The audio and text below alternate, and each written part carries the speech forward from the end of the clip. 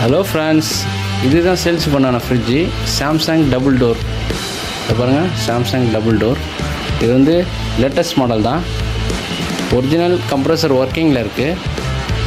இன்சைடில் கூட பாருங்களேன், அப்படியே பார்க்குறதுக்கு புதுசு மாதிரியே இருக்கும்.